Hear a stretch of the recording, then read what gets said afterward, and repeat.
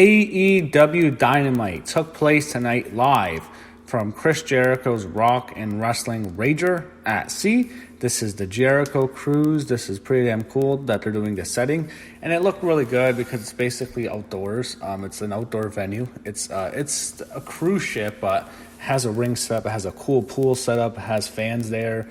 And it's basically an old retro setup. I wish they'd do more stuff like this. Wrestling, I'd like stuff like this. Really good. And basically what they're doing is they're setting this big event up on Jericho's cruise so they can eventually do Jericho and Moxley as the big setup. I don't know why Jericho would let Moxley on his cruise. That doesn't make any sense, but they're doing that big setup. Jericho, this is his second cruise he's done, I believe. Second? Yeah, I think it's second. First one was a success for sure. This is going to be, looks like a fun show. Look like a fun time to be there with the fans. So you start off with the tag team titles on the line. You have Kenny Omega and Adam Hangman Page challenging the champions, which were SCU, Scorpio Sky, and Frank Kazarian. Very good matchup here, and a huge surprise. Wow. We officially have new AEW Tag Team Champions, Kenny Omega and Hangman Page. Your new AEW Tag Team Champions. I believe this is the first official title change in AEW history.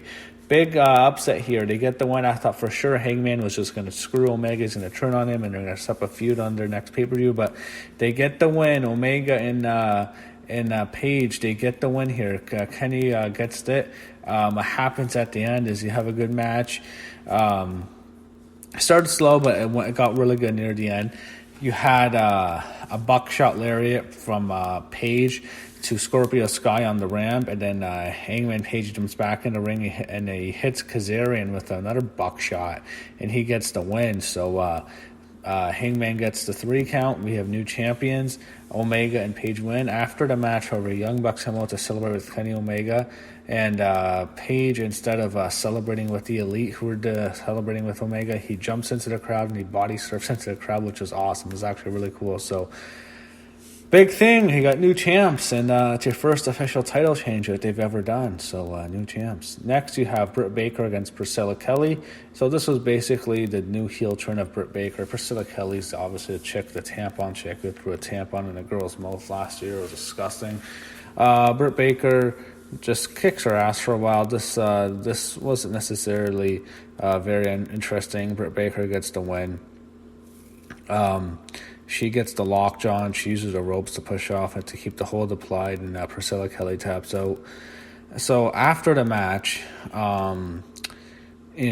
she is interviewed by Tony Schiavone and she heals him. She heals him up. She mocked him for taking a job at Starbucks at one point before coming to AEW. She said she's a role model and the hottest girl on this boat. She said she's smart, educated, brilliant, and a dentist. She was still being a heel right here. And Britt Baker is now a heel. So we'll see what they do. But this is definitely her heel turn. So we'll see. I don't know if I see her as a top female star. She just doesn't. When they signed her, it seemed like she was going to be their girl. She hasn't really broken out.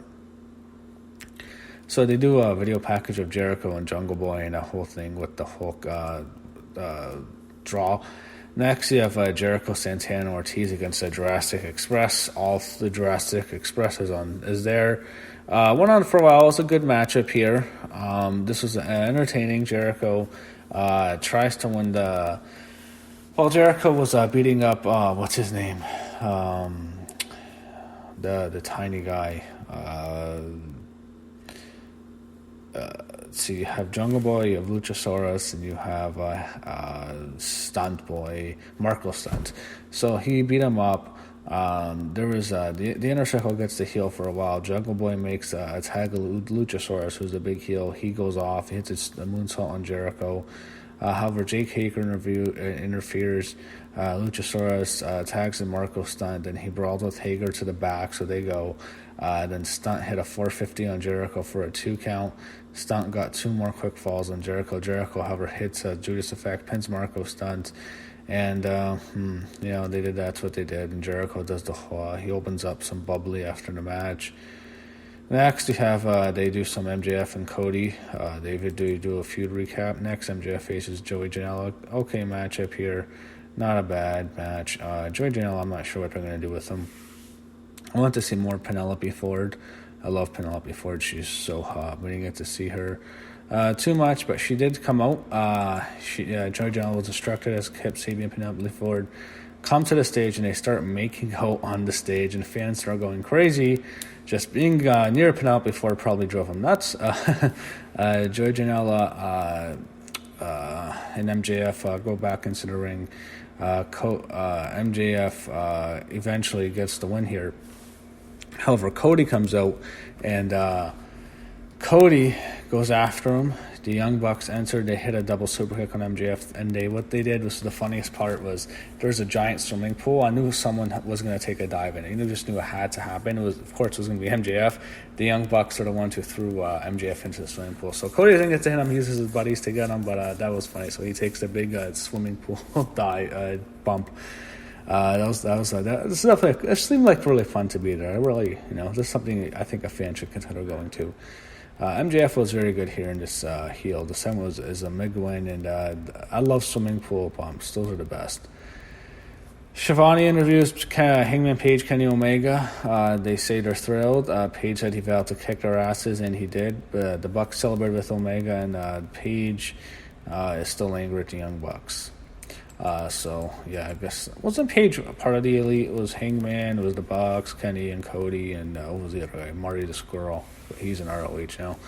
Next, Young Bucks versus Butcher and Blade, and Cody versus Kip Sabian.